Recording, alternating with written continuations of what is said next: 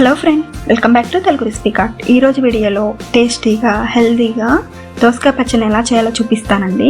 చాలామంది దోసకాయ పచ్చడిలో గింజలు ఉంటే ఇష్టంగా తినరు, అలాగే తీసి పక్కన పెట్టేస్తారు. కానీ ఆ గింజల్లో చాలా ఫైబరు అలాగే ఐరన్ ఉంటుంది. మరి అలా వేస్ట్ చేయకుండా తినాలంటే ఈ రెసిపీ చూడాల్సిందే. లేట్ చేయకుండా ఇప్పుడు రెసిపీలోకి వెళ్ళిపోదాం. నేను ముందుగానే ఒక దోసకాయని గింజలన్నీ తీసేసి ఇలా చిన్న చిన్న ముక్కలుగా కట్ చేసి పెట్టుకున్నాను. అలాగే గింజలు ఇలా సపరేట్ చేసి పెట్టుకోవాలి. ఇప్పుడు ఒక ప్యాన్ తీసుకొని అందులో 3 స్పూన్స్ ఆయిల్ యాడ్ చేసుకుంటున్నాను. మనకి ఆయిల్ కొంచెం హీట్ అయిన తర్వాత 100 గ్రాముల పచ్చిమిరపకాయలు తీసుకొని ఒక్కసారి మూత పెట్టి ఫ్రై చేసుకున్నాము. చూడండి, పచ్చిమిర్చి ఇలా చిటపెట్లాడుతున్నప్పుడు 3 స్పూన్లు పల్లీలు యాడ్ చేసుకోవాలి. ఇవి కూడా ఒక 30 సెకండ్స్ పాటు ఫ్రై చేసుకున్నాము. ఇప్పుడు 2 స్పూన్లు నువ్వులు కూడా యాడ్ చేసుకుంటున్నాను. మనకి నువ్వుల్లో కూడా ఐరన్ చాలా ఉంటుంది. ఇప్పుడు 1 స్పూన్ జీలకర్ర కూడా వేసుకొని ఒక్కసారి బాగా మిక్స్ చేసుకోవాలి.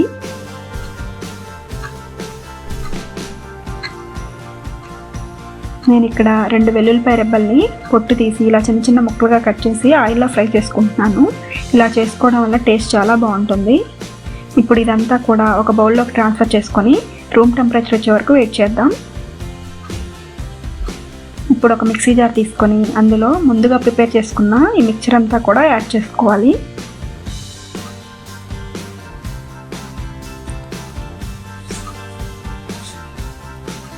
ఇప్పుడు ముందుగా సపరేట్ చేసి పెట్టుకున్న దోసకాయ గింజలు కూడా యాడ్ చేద్దాం. నేను ఇక్కడ ఒక ఉసిరికాయ సైజ్ అంత చింతపండుని హాట్ వాటర్లో నానబెట్టి పెట్టుకున్నాను. అది కూడా యాడ్ చేసుకోవాలి. అలాగే రుచికి సరిపడా ఉప్పు కూడా యాడ్ చేసుకుందాం. నేను ఇక్కడ 1 స్పూన్ ఉప్పు యాడ్ చేసుకుంటున్నాను. ఇదంతా కూడా ఒకసారి మూత పెట్టి మెత్తగా పేస్ట్లా ప్రిపేర్ చేసుకుందాం.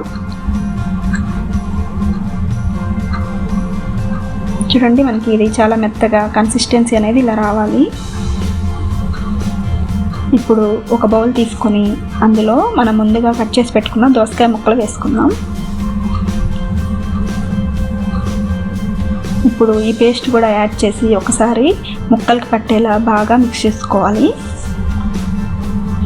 చూడండి, మనకి గ్రేవీ కూడా బాగా వస్తుంది. ఇలా చేయడం వల్ల గింజలు ఇష్టంగా తినలేని వాళ్ళకు కూడా చాలా ఇష్టంగా తింటారు. ఇది మనకు అసలు తెలియదు ఇందులో గింజలు యాడ్ చేసామని కూడా.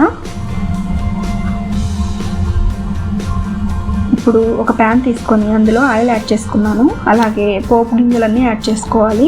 పోపు గింజలు ఎక్కువ యాడ్ చేసుకుంటే టేస్ట్ అనేది చాలా బాగుంటుంది. ఇప్పుడు 2 ఎండుమిరపకాయలు కూడా ఇలా కట్ చేసి వేసుకోవాలి. ఇది ఇలా కొంచెం ఫ్రై అయిన తర్వాత నేను ఇక్కడ 2 వెల్లుల్లిపాయ రెబ్బలు కొంచెం దంచి వేసుకుంటున్నాను. అలాగే కొంచెం కరివేపాకు, కొంచెం కొత్తిమీర కూడా వేసుకొని ఆయిల్లో కొంచెం ఫ్రై చేసుకున్నాము. చూడండి, ఇలా ఫ్రై అయిన తర్వాత అందులో ఒక చిటికెడు ఇంగు కూడా యాడ్ చేసుకోవాలి. ఇదంతా కూడా ఒక్కసారి బాగా మిక్స్ చేసుకొని ఈ పోపు అంతా కూడా మనం ఆ పచ్చళ్ళలో యాడ్ చేద్దాము.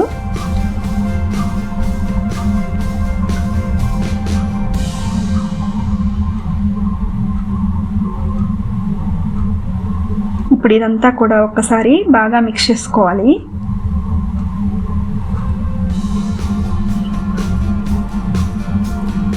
రైస్లో కొంచెం పచ్చడి వేసుకొని కొంచెం నెయ్యి వేసుకొని తింటే చాలా అంటే చాలా బాగుంటుంది. మీరు కూడా ట్రై చేసి మీకు ఎలా వచ్చిందో నా కామెంట్ సెక్షన్లో షేర్ చేయండి. మీకు కనుక ఈ వీడియో నచ్చినట్లయితే ప్లీజ్ లైక్ చేయండి, షేర్ చేయండి.